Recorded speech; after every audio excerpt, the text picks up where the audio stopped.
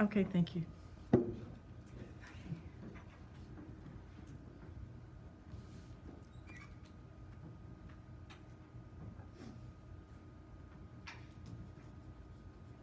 Okay, so my name is Cheyenne Boozer, and I will be presenting the remedy and money. So first off, I'm just gonna start with an idea. When you go to the grocery store and you see a black man named Uncle Ben and a black woman named Aunt Jim and them or whatever, okay. Do you think about who owns these companies? Who's calling that guy Uncle Ben? Because the companies are owned by white people. So whose uncle is that? And that's something you should keep in mind. So I am proposing that descendants of former slaves and black citizens of America should receive reparations from the United States government.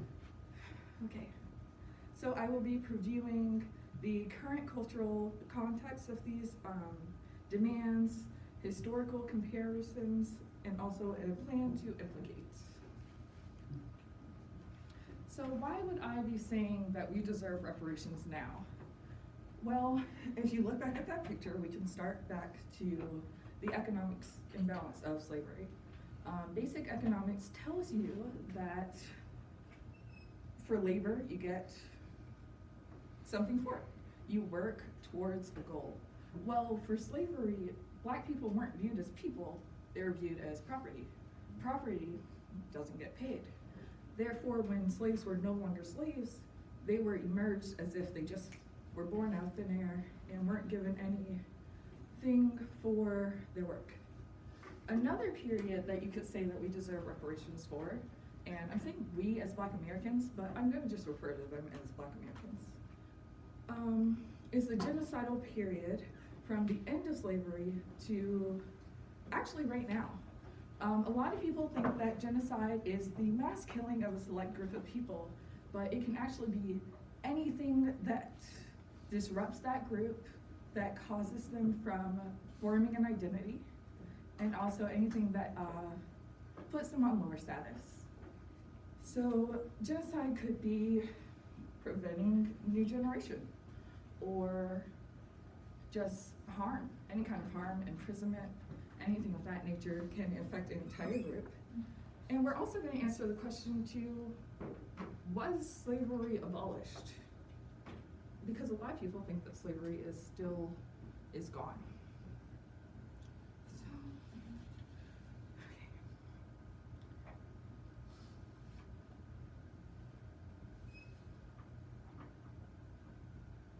So here is some historic context for reparations. You may not know this, but the US actually has a very long history of giving people reparations. And not only giving people reparations, but assisting in others in helping with reparations. All the way back to 1948, in the World War II, US gave the indigenous people of Alaska and Japanese Americans reparations up to, I believe, about $20,000 per person for imprisoning them in concentration camps, just like Germany did to Jewish people.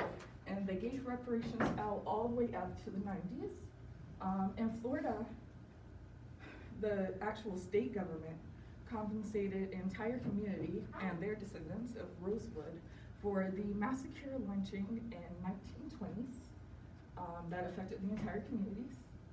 Also in July of 1995, the US actually assisted other Holocaust survivors and descendants in getting reparations from France for concentration camps and for shipping them to Germany. So the US has had a very long history of reparations. It's not new, it's not even old, because North Carolina is currently giving out reparations at this time for their first eugenics programs of prisoners and mental, I would say mental patients, but they were perceived as mentally ill, not legally mentally ill. So we know that reparations are still necessary for today. We know that there's a history of reparations. How could it be done today? So first thought is sue the government. They've effed us over, let's get our money, sue them. We can go state by state, we could go federal, right? Wrong. 1915 for African Americans already sued the state. It's been done multiple times, both federally and statewide. The concrete proof of it is that if you sue for slavery, who did it? Who's paying you? What money are you getting? From where? And so judicial never really works, because if you think from a slave perspective, we're all benefiting from slavery. So I can't say, give me money for so-and-so and have that work out. It's not gonna work.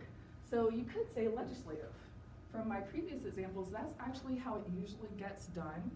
It's usually through political activism and a change in policy through the Congress.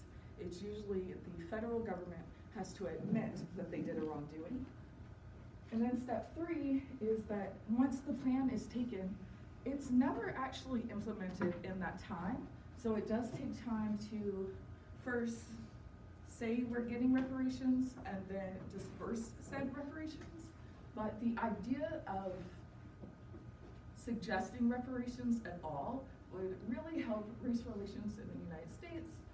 It would deconstruct institutionalized racism if people realize how far back the trauma really goes, and it can also teach mindfulness and self-care to our current generation of African American and Black citizens, so that they can also improve in their daily lives.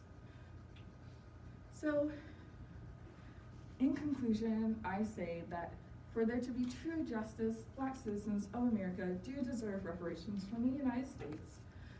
They were a minority community targeted from essentially the creation of the country. They've been segregated into living differently. They were given less resources, less opportunities, and the US has a past of reparations. So along with that, and they're actually, Bill Clinton already apologized to the African community for institutional racism. So now that it's been acknowledged, the final plan is really action.